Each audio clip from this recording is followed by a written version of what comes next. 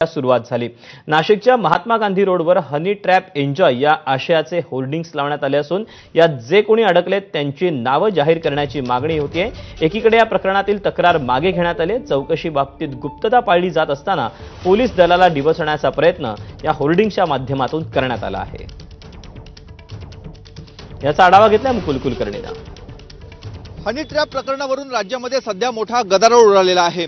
नाशिकमध्ये एक तक्रार या संदर्भात दाखल करण्यात आलेली होती, मात्र ती तक्रार दोन्ही बाजूने विड्रॉ करण्यात आलेली आहे, माघार घेण्यात आलेली आहे। त्यामुळे कागदोपत्री अद्याप पोलिसांच्या हाती काही नाहीये। त्यातच हे संपूर्ण प्रकरण दाबण्याचा प्रयत्न चालू आहे का, अशी देखील चर्चा सुरू असतानाच नाशिकमध्ये मात्र महात्मा गांधी रोडवर एक होर्डिंग लावण्यात आलेला आहे आणि या होर्डिंगच्या माध्यमातून हनी ट्रॅप एन्जॉय या प्रकरणातील मान्यवरांची नावं ऐकण्यास नाशिककर उत्सुक आहेत। खाली नाव आहे मनोज, अमित आणि समस्त नाशिककर। त्यामुळे अशा पद्धतीने आता नाशिक शहरामध्ये होर्डिंग्स लागण्यात आलेली आहे। मात्र ही होर्डिंग कोणी लावलेली आहे हे स्पष्ट होत नसलं तरी पोलिसांकडून आता कशा स्वरूपाची कारवाई केली जाते हे बघणं ही तेवढंच महत्त्वाचं आहे।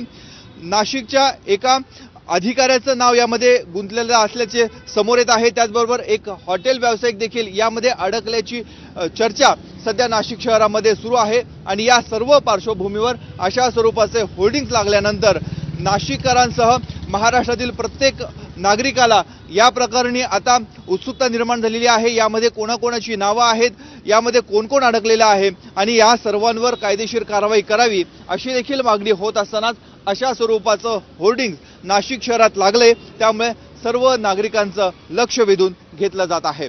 कॅमेरामन किरण कटारेसह मुकुल कुलकर्णी, एबीपी माझा, नाशिक।